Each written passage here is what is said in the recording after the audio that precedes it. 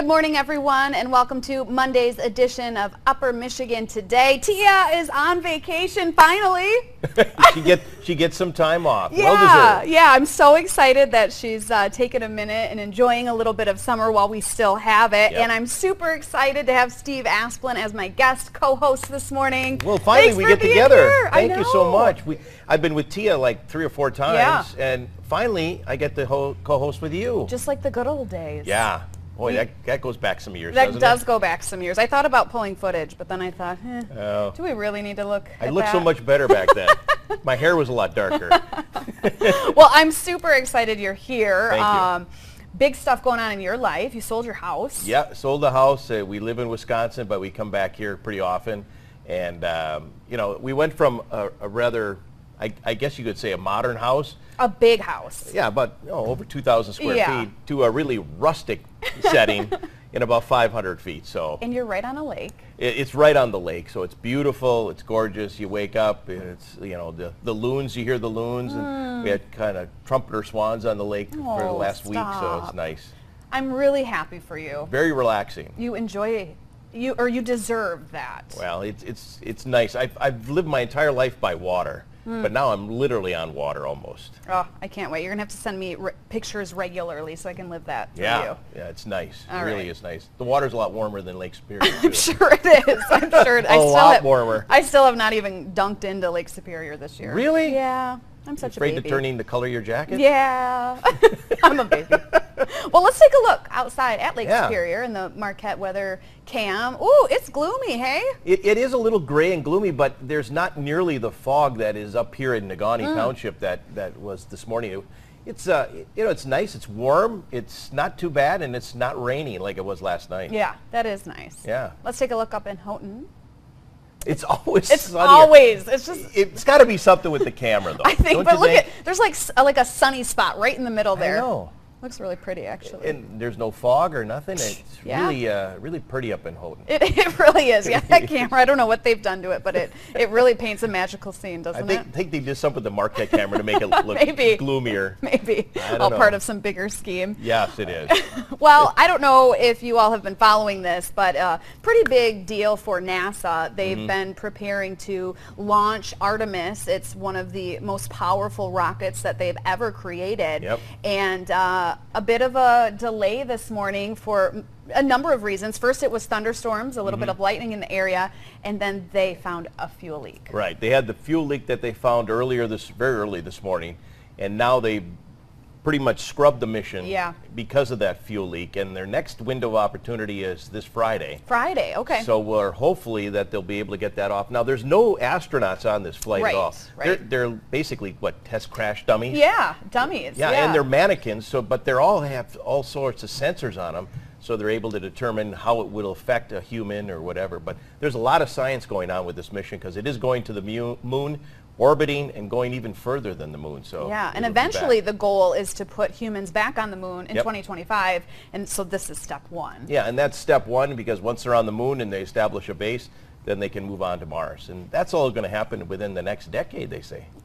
It's amazing. just wild, isn't it, to It think is. there's going to be a base on the moon? Wow. It's, I know, space has always enthralled me. It's fascinating. It's hard to wrap your hands around it. It's so massive. It is. And going We're on top of that rocket, Oh, no thanks. no, we're just such a small piece of this huge, grand... Oh, yeah. Oh, it's amazing. Okay, well, we're going to keep updated on that. Yeah. We'll keep checking in. Maybe on Friday we'll be able to go back live at the Kennedy Maybe. Space Station and watch it take off. Yeah. We'll see what happens. Okay, Steve, this is a story that I found this morning that I thought was pretty comical. Apparently, 1/3 of pet owners have more pictures on their phones of their pets than they do of humans. That's hard to believe. But, you know, when you see these pictures, it's pretty easy to see why people are I mean, like I'd be enthralled taking with a... their Yeah, pets. look at that one. Dogs, parrots, cats, everything under the sun. And they do the strangest things. Oh, Pets yeah. do the most unbelievable things. There's a pig. I watch the internet, and so I watch those like cat fails Yeah, and yeah. dog fails. You get sucked into those, Oh, eh? I do. Yeah, And it's I easy sit to there, do. you know, for 5-10 minutes, and I'm just laughing so hard. Yeah. I'm crying. Well, I checked this morning my phone, Yeah. and I have far more of my kids than I do of our pets. So in the thousands. I quickly check mine. I have yeah. more scenery shots. Scenery shots. Yeah. Okay. You know, like this is the lake, and this is Yeah. the woods, and Well, to be fair, your kids also don't live near No, you right no, now, they're so out it's a little east. harder. You Yeah. probably get messages from them and pictures from them Yeah. versus you taking them. yeah, I got a few shots of my feet.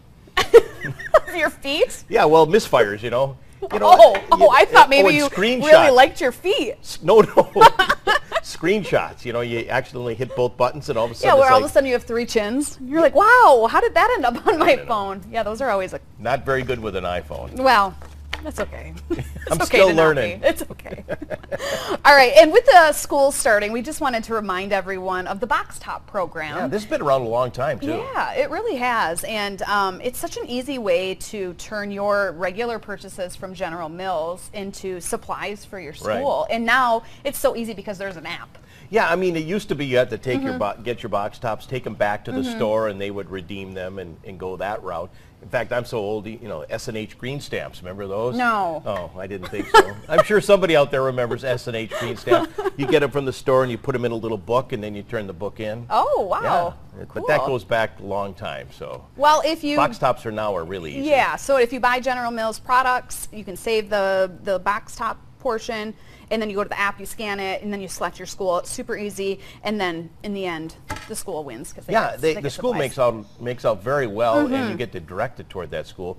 And they've made about $5 million over the years incredible. with this program. That's So awesome. It's great money to have and great money to put towards schooling. Yeah, and all schools need probably a little help with Especially the supplies. teachers who Yeah. often put in their own money Yeah, for exactly. supplies, which Yeah. is very hard. So it's such an easy way to help out. Yes. Okay, one other quick story. And I mean, this isn't a big shocker. I don't think anybody's No. going to fall out of their chair with this story. I don't think so. But doctors at the Cleveland Clinic say they are seeing double the rates of myopia, which is nearsightedness in kids, and shocker, it's from too much screen time. Yeah, I remember saying this like 20 years ago, or when we first got computers, going like, you know, I should get into ophthalmology because really a lot of people are going to need glasses, and they're going to need a lot of eye care because this is really going to strain the eyes. And people, even in the newsroom, have blue blockers or something. Yeah, I have for those on my computers. desk. Yeah, Yeah. That actually help you when you're looking at screens and so forth, which is really a strain on your eyes. It really is, and we look at our screen all day long, Yeah. and so yeah, I have those glasses, and I use them. Tia borrows them sometimes. We pass them around. But you know, we were talking earlier because you said, I bet when kids go back to school, it reduces the screen time. That's what I would think. But I said my son doesn't even have any school books. It's all on his Chromebook. So hard to I'm believe. thinking it probably doesn't actually help anymore. I guess highlighting those textbooks you used to do in college. It's over. You can't do that anymore. No. Your screen looks a mess. Yeah, yeah, right. All the little notes on there. Yeah. But they do have a rule, and we looked it up. It says 20 minutes of looking at the screen gives your eyes a break. So do it for 20 seconds and look 20 feet away. And it helps against nearsightedness because that's what happens when you look at the computer screen too long. You get nearsighted. Right. Okay, so you're working on the computer. Take 20 seconds and look 20 feet away. Right. How often? Every 20 minutes. Every 20 minutes. Oh, maybe I'll have to try that. Not too bad. You know, I didn't get glasses until I was in my 40s, upper 40s. Really? Yeah. That's actually pretty impressive. It's not bad, but then computers came in in the newsroom in Sank quickly. 97, 98, 96 I did. So from then on, it was just downhill. Well, I've had giant glasses my whole life, so I'm used to it. I don't know where, I can't sink much further. All right, well, we have a very energetic show today. Oh, yes, yes. We have a whole studio full of amazing gymnasts and cheerleaders. We have the Marquette Gymnastics and Cheer crew with us this morning. They're going to give us a couple of different demos, talk about what they do. It's so fun having all these kids here. Yeah, and you're going to show us a few tricks? He's going to show us a few tricks. Stay tuned. We'll be right back. God.